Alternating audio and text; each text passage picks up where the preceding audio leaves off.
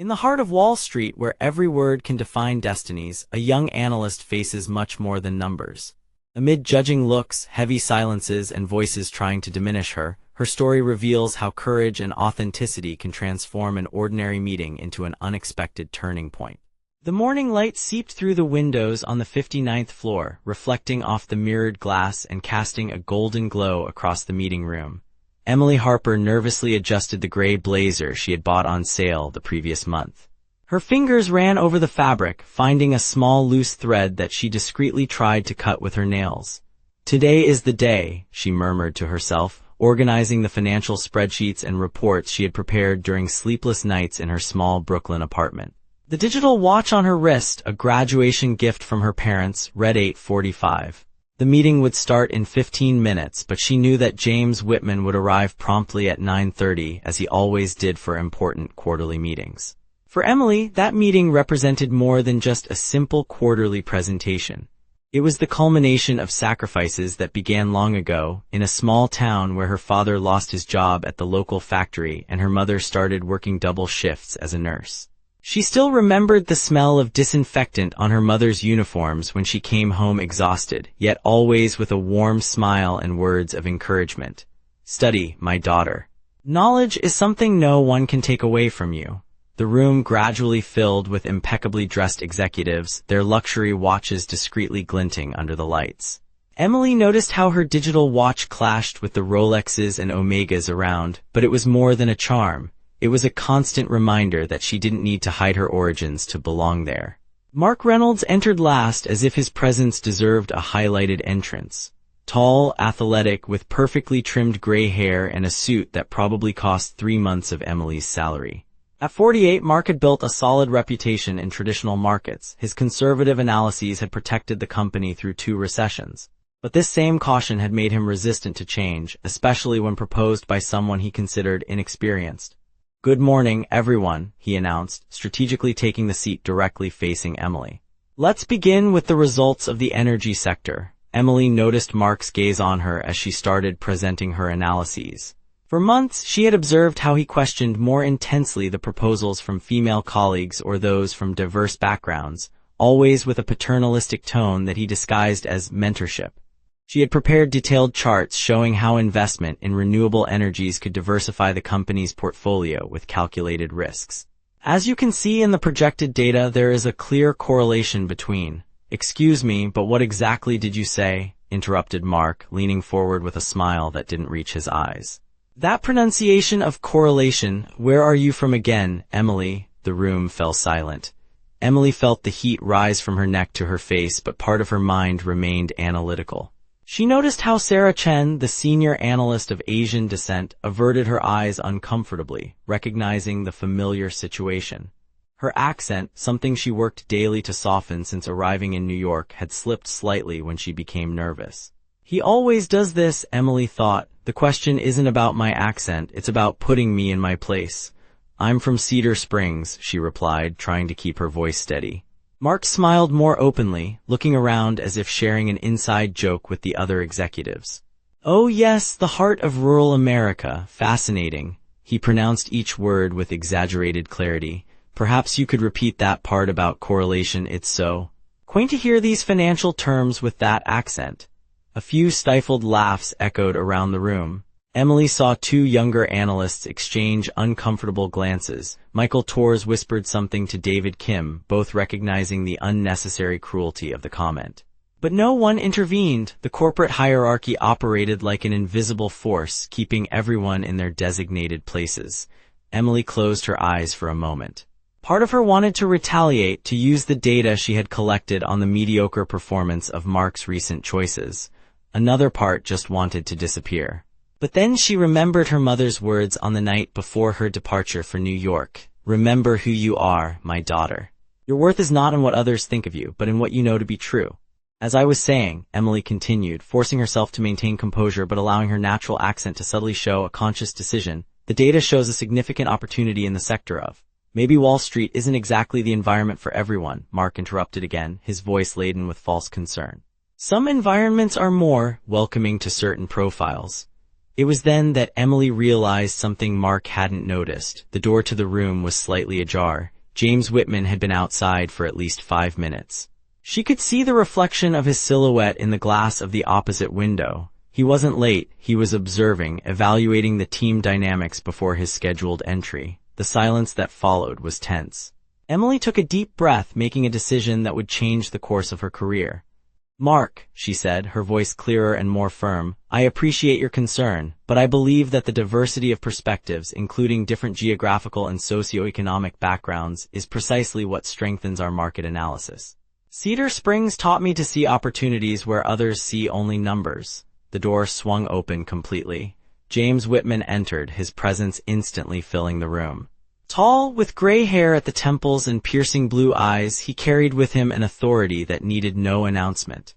His worn black leather notebook, an inheritance from his mentor who had built the company decades ago, was firmly in his left hand. "Apologies for the late entrance," James said, his voice deep and measured. There were some urgent matters to resolve. He took his place at the head of the table, placing the notebook on the polished surface. His eyes swept the room, noting the tense expressions, Mark's defensive posture, and Emily's raised chin. "Please continue, Emily. I believe you were discussing opportunities in the energy sector." Mark straightened up in his chair, the mocking smile disappearing instantly. A drop of sweat formed on his forehead. Emily felt the knot in her stomach tighten. James had heard enough to understand the situation. "Sir," Emily began, her voice gaining confidence, "I was presenting our analysis on strategic opportunities in renewable energy, specifically focusing on risk diversification through investments in medium-sized solar technology companies." James nodded, opening his notebook to a page already marked with previous notes. "Go ahead, I'm particularly interested in how you arrived at your projections." With her hands now steady, Emily resumed her presentation.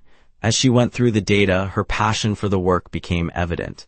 She was intimately familiar with those numbers, having spent weeks analyzing trends, comparing international reports, and identifying patterns that others had overlooked.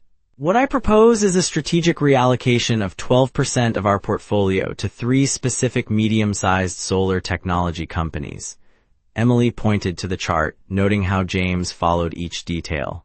"They present an ideal combination of proven technological innovation, solid management structure, and sustainable growth potential, without the speculative risks of smaller startups or the stagnation of industry giants."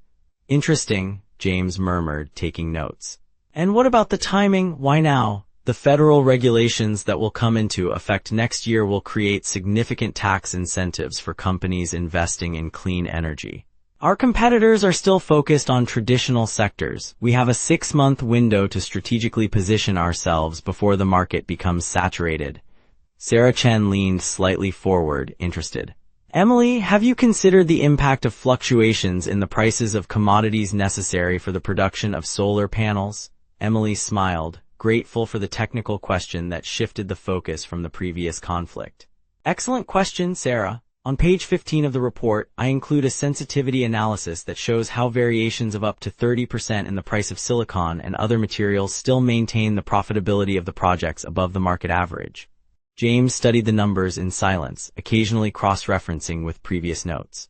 The tension in the room was palpable, but now for different reasons. Emily could feel Mark's growing discomfort as he flipped through his own report looking for something to challenge.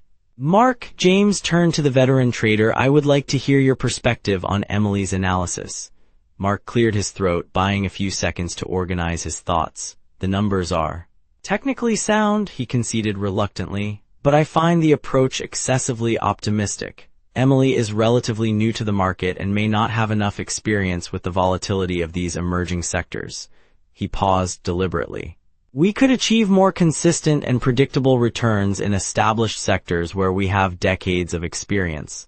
"Like which sectors specifically?" James asked, his pen hovering over the notebook. "Commercial real estate in consolidated urban centers, retail chains with established national presence, perhaps some opportunities in traditional energy. Oil and natural gas still have decades of guaranteed demand." An uncomfortable silence hung over the room. Sarah Chen discreetly looked at her own data. She knew, just like all the other analysts, that these specific sectors had shown stagnation over the last 3 quarters. Emily kept her gaze on her notes, resisting the urge to contradict him publicly, but James seemed to be testing something. And what would be the projected returns for these more conservative options? Mark hesitated.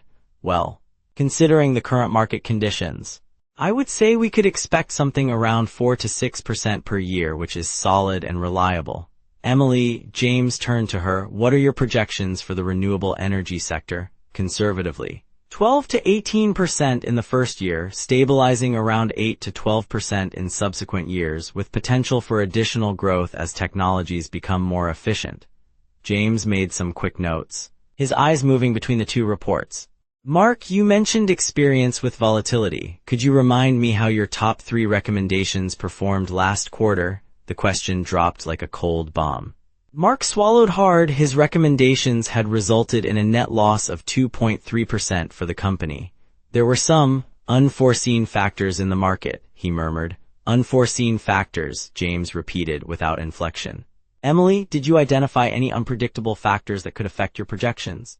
Yes, sir. The report includes scenario analyses for 6 potential variables, including regulatory changes, currency fluctuations, international competition, and even extreme weather events that could affect production.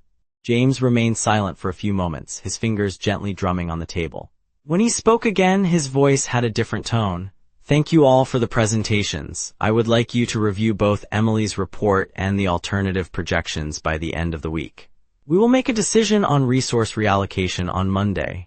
As the executives gathered their materials, James added, Emily, could you stay a moment? And Mark, I would like to see you in my office in 15 minutes. Emily's heart raced. Mark gave her a look that mixed anger with something she couldn't identify, fear, before leaving with stiff steps. When they were alone, James walked to the window, observing the Manhattan skyline. The silence stretched for almost a minute before he spoke. My mother came from a small town in Kentucky, he said, surprising Emily with the personal revelation. She worked as a secretary at a law firm. The lawyers mocked her accent, made jokes about her rural education, treated her as if she were invisible. He turned to face her. She taught me something fundamental about the corporate world. There are people who build their worth by diminishing others, and people who build it through exceptional work and clear vision. The first approach may work temporarily, but it is unsustainable. Emily felt a lump in her throat, but forced herself to maintain eye contact. Sir, let me finish, James gently interrupted. Your report was not only the best I've seen this quarter, it was the best I've seen this year. Not just for the numbers, though they are impressive, but for the methodology, the long-term vision, and the courage to propose something different when it would be easier to follow the safe path. He returned to the desk, opening his notebook to a specific page. I've been observing the dynamics of this team for months. The behavior I witnessed today was not an isolated case. James paused. I am reorganizing the departmental structure for next year. I would like you to lead the new Department of Strategic Investments in Sustainable Technologies. Emily blinked, uncertain if she had understood correctly. Sir, I immensely appreciate the trust, but I've only been with the company for 8 months. There are people with much more experience. Emily, James interrupted her with a half-smile, I'm not interested in how long someone has been here. I'm interested in the value they add and the vision they bring. Your accent, your origins, your different experiences are competitive advantages, not limitations. He closed the notebook and leaned slightly forward. But I need to be honest about the challenges. You will face resistance, not just from Mark, but from others who see change as a threat. Some clients may initially question your experience. You will need to prove your worth repeatedly, in ways that others do not. Emily nodded slowly. I understand, sir, and I am prepared for that. And as for Mark, James added, he will be transferred to a position where his skills can be better utilized, leading our expansion into regional markets in the Midwest. Detroit, specifically, it will be an opportunity for him to better understand the value of different perspectives. 3 weeks later, Emily arrived at her new office on the 60th floor. The glass walls offered a panoramic view of Manhattan, but what impressed her the most was the team she had helped assemble. Sarah Chen as deputy director, Michael Torres leading quantitative analysis, and 3 new analysts hired from universities across the country, each bringing unique perspectives and a hunger to prove their worth. The phone rang. It was James. Emily, I need you to know, we just closed the first investment based on your recommendations. SolarTech Industries accepted our partnership proposal. That's fantastic news, sir, and there's more. The Wall Street Journal wants to write a feature on our new strategy in sustainable energy. They want to interview the young visionary behind the transformation. Are you ready? Emily looked out the window, observing the city that once intimidated her. On her desk was the black notebook James had given her, already half filled with ideas, strategies, and reflections. On the first page, there was still the phrase she had written on the first day, "Always remember where you came from." "It's what helps you see where we should go." "Yes, sir, I am ready." After hanging up, Emily smiled, thinking about a conversation she had had the previous week with Mark Reynolds. He had approached her before her departure for Detroit, clearly uncomfortable but determined to speak. "Emily," he had said, initially avoiding eye contact, "I want to apologize for my behavior. It was unprofessional and unfair." She had studied his face, seeing something she didn't expect, genuine humility. "I appreciate the apology, Mark.